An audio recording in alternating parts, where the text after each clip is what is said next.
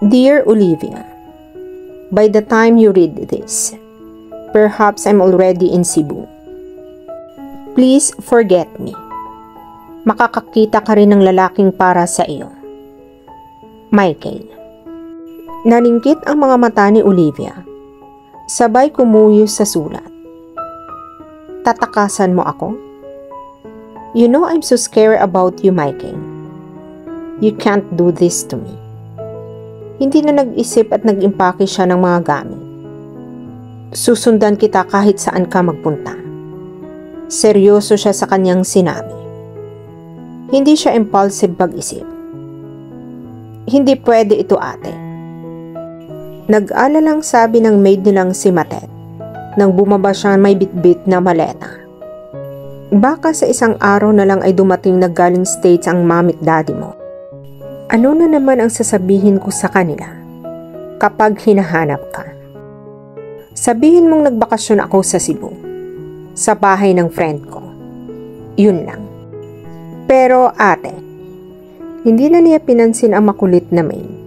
May pera pa siya at alam niya kung saan sa Cebu nakatira si Michael. Nakasulat iyon sa address book niya. Pero hindi pa siya nakaapak sa lugar nito sa Cebu. Akala mo makakatakas ka sa akin? Bulong niya habang luna ng taxi patungo sa airport. Nagkakamali ka. Baka nakalimutan mong ako si Miss Adventurous. Kayang-kaya kong pumunta kahit saan. Kahit sa dulo pa ng mundo. Nakarating na nga siya sa Cebu. Nang araw na ding iyon. Reyna siya ng Lakwatsa. Pwede na nga siyang maging hunter ng mga nawawalang tao dahil mahusay siyang maghanap. Madali naman niyang nahanap ang bahay ni na Michael. Pinapasok siya ng isang katulong at pinaupo sa garden set sa malawak na likuran ng malaking bahay ni na Michael. Dinulutan siya ng maid ng juice pagkatapos ay tinawag nito ang amo. Hayop na Michael na iyon. Bulong niya habang naghihintay. Pagkatapos akong paibigan ay basta na lang akong iiwan. Akala yata niya katulad ako ng ibang naging babae niya, na basta iniwan ng hindi na naghahabol. Dinukot niya mula sa bag ang litrato ni Michael. Gwapo ito, matangkad at maputi. Ilan lamang ang mga iyon sa magagandang katangian nito. Kung kaya habulin ito ng mga babae at tinaguri ang playboy. Kaya pati ako, baliw na baliw sa iyo. Bulong niya bago itinago muli ang litrato sa bag. Pagkatapos ay isang maliit na kaheta naman ang idinukot niya. Isang diamond ring ang laman niyon. Isang pagkaganda-ganda at pagkakinang-kinang na diamond ring. When you gave this ring to me, I thought seryoso ka na talaga sa akin. Bulong pa niya sa kanyang sarili. Napakaganda ng singsing. Antigo iyon. Halatang mamahalin. Kinaiinggitan siya ng mga kaibigan niya nang ipakita niya sa mga ito ang singsing na iyon. Nakakasilaw sa siklap ng diamante niyon. It was a perfect engagement ring. Tumayo siya at iginala ang kanyang tingin. In fairness, hindi siya mayabang. Hindi pa naman niya sinabi na super laki pala itong house nila sa Cebu. May hacienda pa sila. She eyed the large, handsome two-story structure with an expert's eye. Mayaman pala talaga ang gago. Bulong niya. Sa gilid ng bahay siya pinadaan ng maid kanina. At tuloy-tuloy siya sa likurang garden. Napangiti siya. Habang pilit inaabot ng tanaw ng dulo ng malawak na lupain. Okay lang kahit dito ako tumira. Pagkatapos ng kasal namin. Okay lang kahit magkalkal ako ng lupa at magbilad sa araw.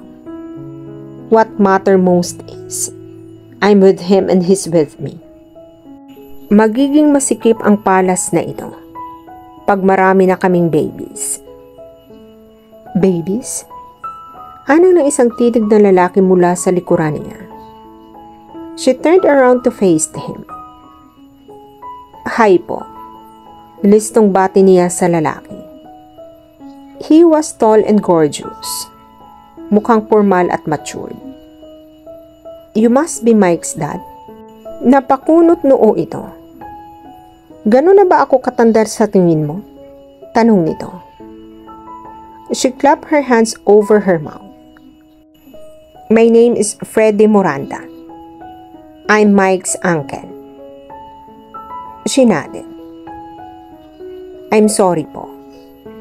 Ang sabi ng maid, office mate mo raw si Mike. Minawastra nito ang upuan. Nang maupo siya at saka lamang ito naupo sa katapat na silya.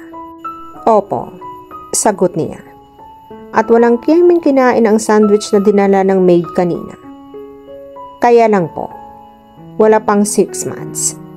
Nag-resign agad si Mike.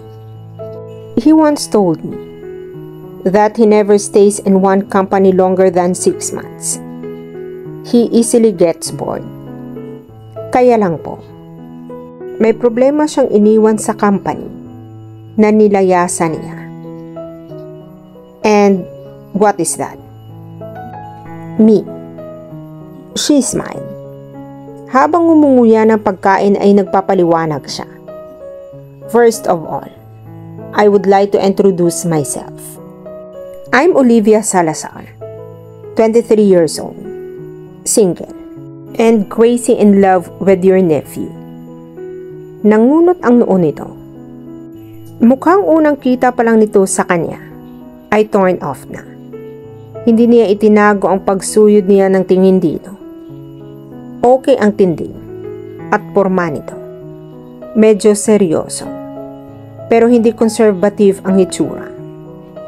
He wore a striped blue polo shirt and a pair of denim jeans. Natural ang buhok, pero nakasuklay naman ng maayos. May hawig ito kay Mike. Mapagkamalang mag-ama nga ang mga ito. Maganda sana ang mata nito, pero nakatago ang mga iyon sa eyeglasses. Siguro ay mas bata ito ng 35 dahil nagpapamature ang itsura ng salamin sa mga mata. You can call me Ollie, she went on. That's what my friends call me, except for Mike, of course, who calls me Cupcake. Lumawak pa lalo ang pagkakangiti niya. Are you telling me that you're Mike's girlfriend? Nangunot muli ang noo nito. His black hair danced in the breeze. It only added to the gorgeous appeal of his raw-boned face. Yes, diretsong sagot niya. 3 months pa lang kaming steady. 4 months lang naman kasi siyang nagstay sa company. Now he's nowhere to be found. But I guess, this is not a small world after all. I'm sure nandito si Michael. He's not here. Napatigil siya sa pagkain at napamata rito. Hindi lang ikaw ang babaeng nakarating dito para habulin si Michael. Kaya hindi na ako nagtaka nang sabihin niyang basta na lamang siyang nawala sa kumpanya. Michael is my eldest brother's only son. Namatay sa aksidente ang parents niya when he was 12 years old. Since then, ako na at ang kapatid kong babae ang nag-alaga sa kanya. Hindi ko alam kung saan kami nagkamali. But Michael grew up differently from what we expected him to be. Mabarkada, brat, lousy, irresponsible, playboy. And as far as I know, he doesn't get himself too involved in a relationship. He don't even think he can handle relationship. Hindi alam ni Michael kung ano ang gusto niya sa buhay. Kung paano siya magsawa sa trabaho. Ganon din siya magsawa sa babae. I don't think darating ang araw na magsiseryoso siya sa kahit sa anong bagay. But we're hoping he will. Kaya sa kaso mo, I know it's only a fling for mine. Sana hindi mo na pinagod ang sarili mo at sinayang ang panahon mo sa pagpunta rito. The fact na hindi nagpaalam si Michael sa iyo at hindi niya sinabi kung saan siya pupunta was a proof that he never took you seriously. Nakanganga pa rin siya. Hindi makapagsalita. So I guess you go home, Miss Olivia. Ikinurap niya ang kanyang mga mata at pinagana ang kanyang isip. Hindi siya makakapayag na basta na lamang mauwi sa wala ang pag-ibig at panahon na inukol niya kay Michael. She didn't even think of Michael's negative traits. Wala siyang pakialam kahit sa gaano pa ka-irresponsable ang lalaking natutuhan niyang mahalin. She was ready to die for him. And she would die for him. I can't. Sa wakas ay sabi niya. And why not? Nangunot muli ang noo ng tito ni Michael. Baka hinahanap ka na ng mga parents mo. I can't because... Malikot ang mga mata niya na habang nag-iisip ng magandang dahilan para hayaan siya ng lalaking ito na manatili roon ng ilang araw hanggang makikilala niya ng lubusan si Michael at magpakita ito sa kanya. Because, sa itsura at atat na itong marinig ang karugtong ng kanyang sasabihin. Because I'm 2 months pregnant. Si Freddy Miranda naman ang napanganga. Kagat-kagat ni Olivia ang dulo ng mahabang kuko habang nakataas ang kinay, na nakamasid sa kanya ang magkapatid na Freddy at Crisilda. Mukhang tensyonado si Freddy. Paroon at parito ito sa maluwang na sala at pilit kinokontak ang cellphone ni Michael. Nakikisabay sa pagpaparoon at paparito si Crisilda.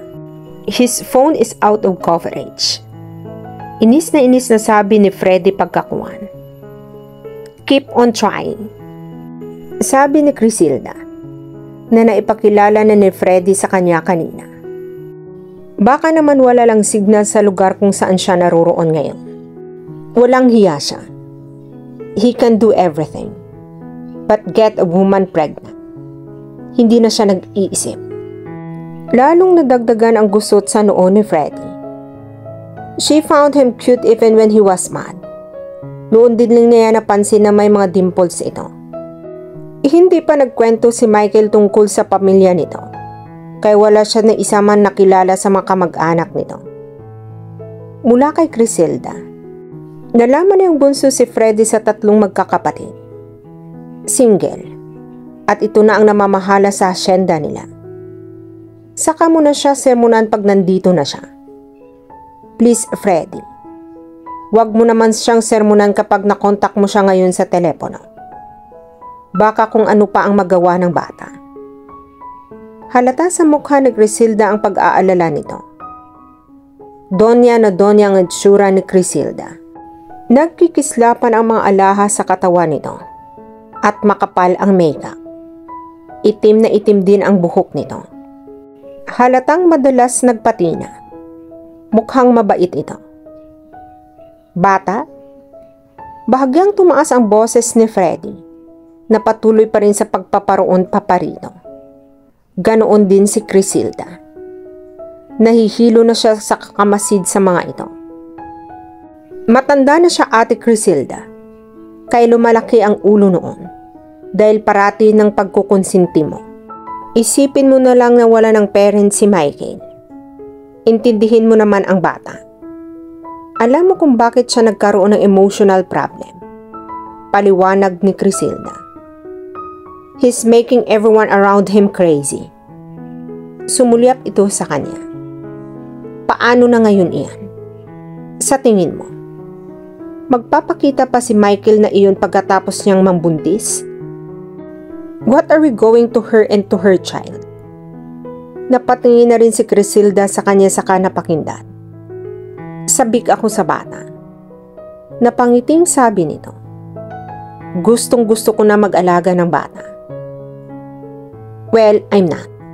Sagot ni Freddy. Hindi mo alam kung gaano kalaking problema ang dinadala ni Michael sa atin. Kaya parang madali sa iyo ang lahat dahil 53 years old ka na. Old maid. At sabik magkaanak. Natigilan si Crisilda. Did you mean to offend me? Nakangiwing tanong nito. I'm sorry. Napatutob sa noo nito si Freddy. Kahit kailan. Sakit sa ulo talaga yang si Michael na yan. I don't know what to do with him. Lahat naman, ibinibigay sa kanya. We've been like his parents. Wala talagang planong magpakatino ang lalaking iyon. Tinuturuan natin siyang pangasiwaan ang asyenda.